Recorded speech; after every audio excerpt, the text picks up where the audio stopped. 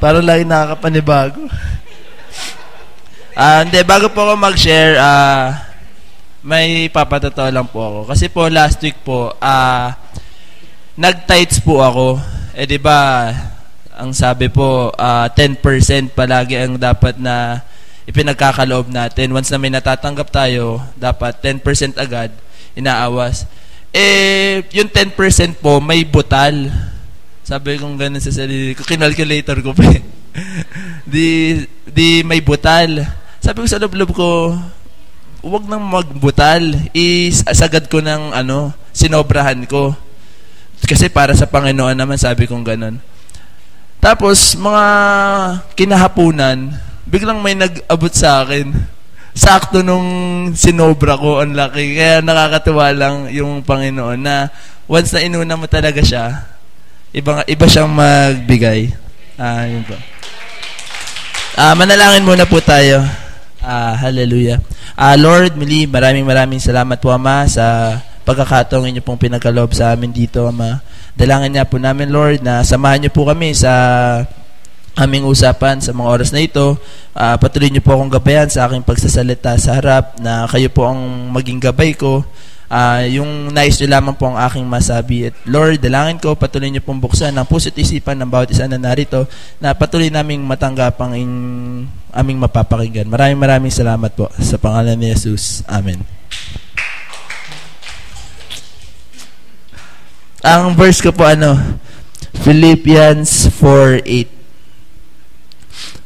Sabi po dito, whatever is true, whatever is honest, whatever is just, whatever is pure, whatever is lovely, kind, if there is any virtue, if there is anything worthy of praise, think of these things. Sa Tagalog po, ang sabi, ang dapat daw pong maging laman ng ating pag-iisip ay puro lang po, yung mga karapat dapat, yung mga kapuri-puri, yung mga bagay na iniisip lang daw po natin, dapat yung matutuwid, yung mga pure, magaganda, ganyan. Kasi, sabi po dun sa nabasa ko na kadalasan daw po, kung ano yung pinapasok natin sa isipan natin, yun daw yung nagiging future natin. Kasi nasitin yung choice kung magpo-focus tayo sa problema natin, sa blessings, or magpo-focus tayo sa blessings or sa problema natin. Nasa sa atin daw po yung choice. Tapos, kadalasan daw po, yung mga taong nag-iisip ng magagandang bagay, puro positibo, sila daw po yung mga stress-free, yung mga magandang tignan, yung mga pogi. Tignan niyo po ako. Stress-free. Joke lang po yun. Pero, yun po yun. Yun po yung sabi kasi dun sa verse. Kaya nga po, in-encourage tayo nung versikulo, ika nga ni Ate Love, versikulo, na tumatak sa akin yung last midweek, versikulo.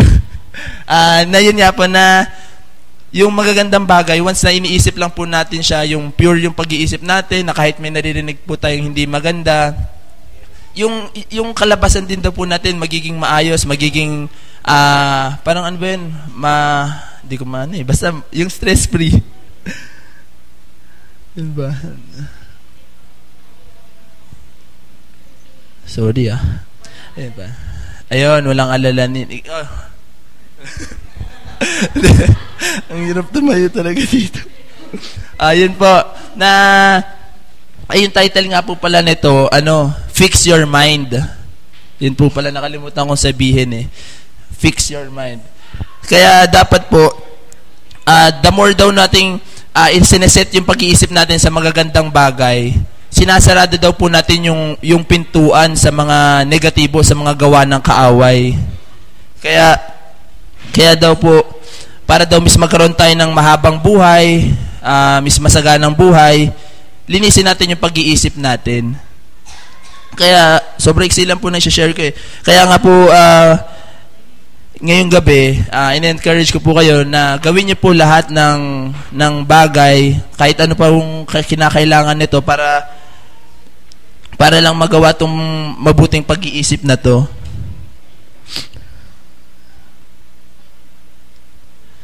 Gaya nga po ng verse na yung life verse ni Kyle na yung Philippians 4:13 na I can do all things through Christ who strengthens me.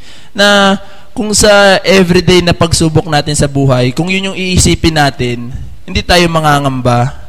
Na kung lagi natin, hindi lang natin kasi dapat siya iniisip, dapat dinideklara natin siya sa bawat segundo na pinagdadaanan natin Kasi makakatulong siya kung mismong sa bibig natin, ibinibigkas natin, hindi lang sa isip. Yun po, once na malinis po yung ating pag-iisip, ang gagawin po sa atin ng Panginoon, iaangat niya po tayo, ang laman ng puso natin, mga dream natin na nais natin ay mangyayari basta meron tayong malinis na pag-iisip. Yun lang po, Pastor. Maraming salamat po. Ayan, palakpakan natin si Lord. Praise God.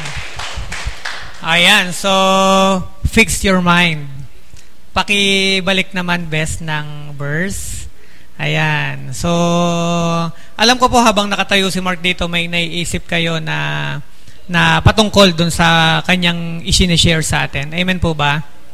Ayan. So, yung isip kasi yung battleground. So, actually, yun yung sinesenyas ko kay Mark. Diba? Sa isip kasi, dito po nagmumula ang labanan. Kaya, napaka-importante ho nito.